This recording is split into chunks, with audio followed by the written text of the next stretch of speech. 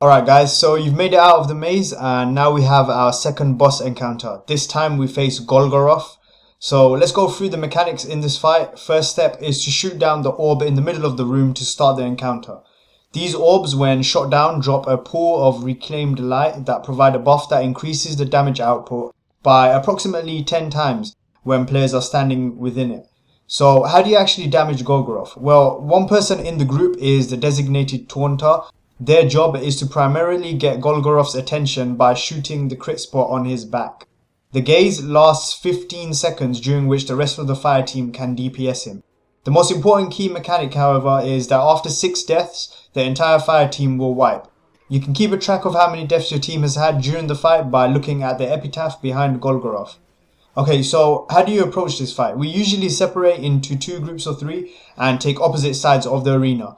First, you need to take out all the adds that spawn in from the back, including the adept acolytes. The taunter will then give the call out to shoot an orb.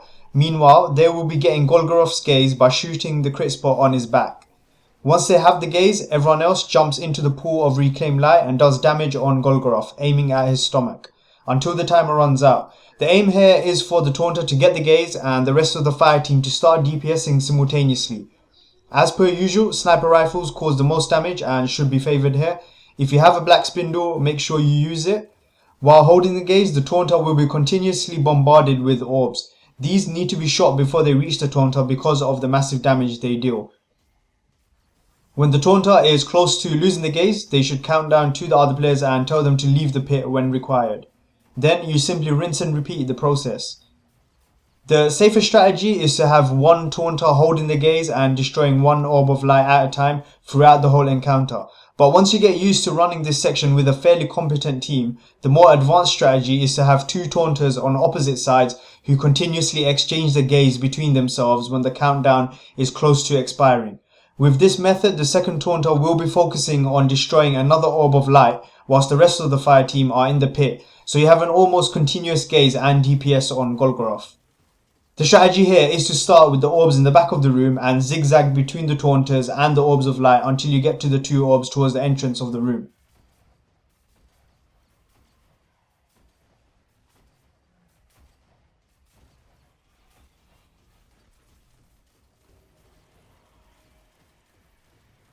The rewards for this section are mouldering shards, gauntlets, chest armor or leg armor.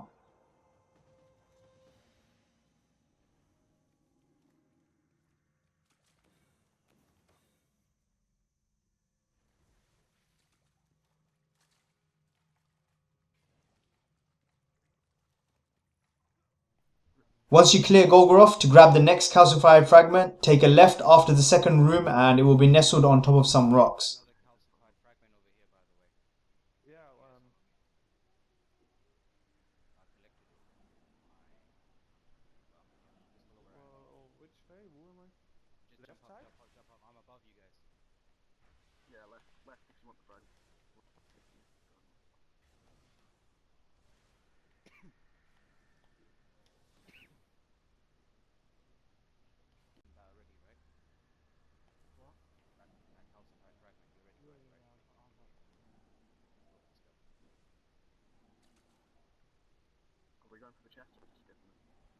The next part is another jumping puzzle. Nothing really to explain other than follow the route shown here to get the final calcified fragment in the raid and to get the exotic chest.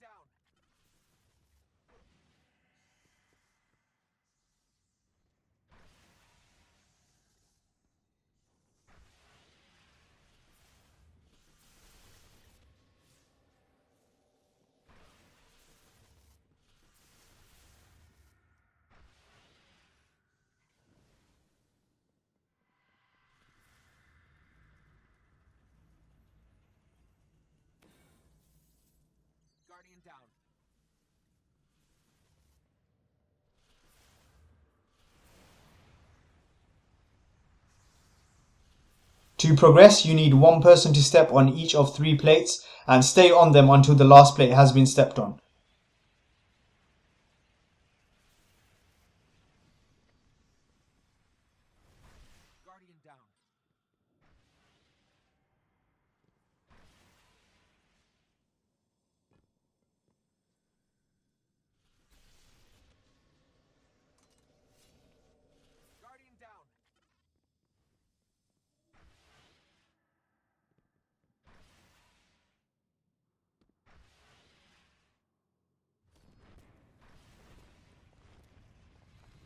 If you have a sword, you can use a neat little trick in this part to get up. Simply alternate between tapping your melee and jump whilst the sword is equipped.